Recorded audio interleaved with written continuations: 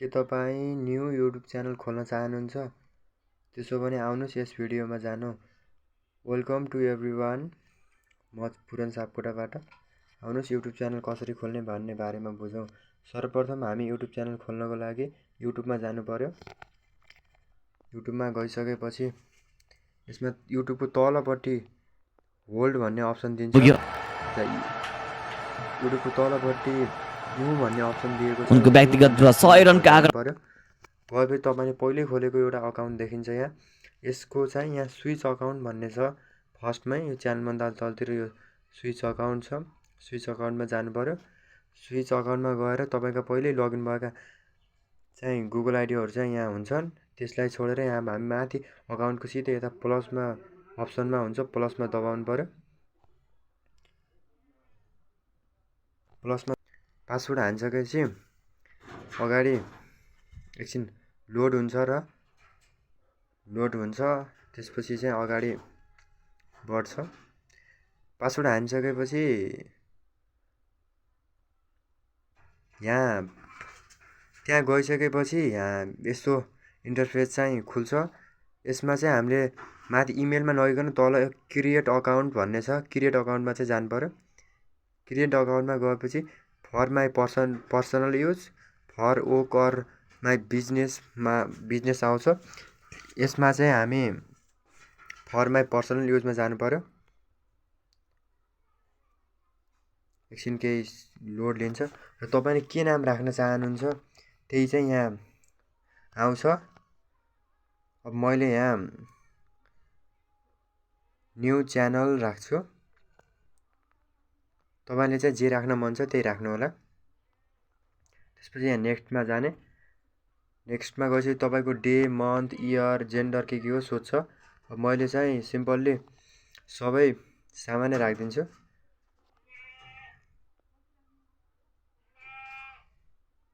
जेन्डरमा पनि मेल राखिदिन्छु। तपाईँले पनि यस्तै आफ्नो डेट अफ बर्थ कति हो राख्नु होला। त्यसपछि चाहिँ हामी तल नेक्स्ट अप्सनमा छ, यसमा जान्छौँ। एकछिन लोड लिन्छ। यसमा गएपछि तपाईँले कुन जिमेल आइडी वा इमेल आइडी चाहिँ राख्न चाहनुहुन्छ यहाँ भन्छ। तपाईँले चाहिँ राख्नु। मैले राखेँ पिओ पुरन सापकोटा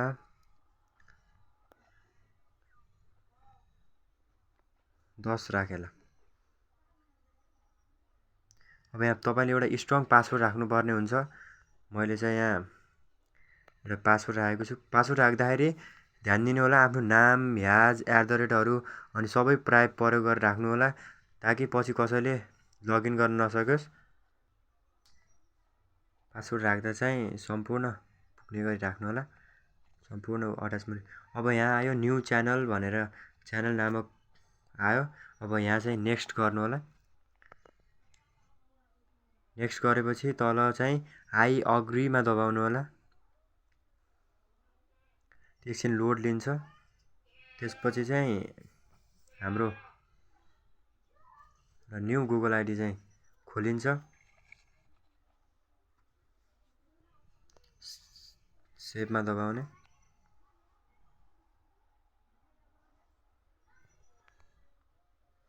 अब हाम्रो यहाँ न्यू अकाउन्ट खोलिसक्यो। न्यू अकाउन्ट किन खोल्नु पर्दछ भने न्यू अकाउन्ट खोलेन भने चाहिँ पुरानो अकाउन्टमा चाहिँ ह्याकिङहरू हुने सम्भावना चाहिँ हुन्छ, त्यही भएर न्यू अकाउन्ट खोल्नुपर्छ। अब यहाँ हाम्रो एकछिन लोडिङ लिन्छ। यहाँ यो आयो, यहाँ दबाउने अनि न्यू च्यानल आयो। अब यहाँ न्यू च्यानललाई चाहिँ हामीले के गर्ने, माथि लगइन गर्ने। लगइन भएपछि हाम्रो न्यू च्यानल लगइन भयो। लगइन भएपछि अब यति गरेपछि च्यानल खोलिएको छैन अझै।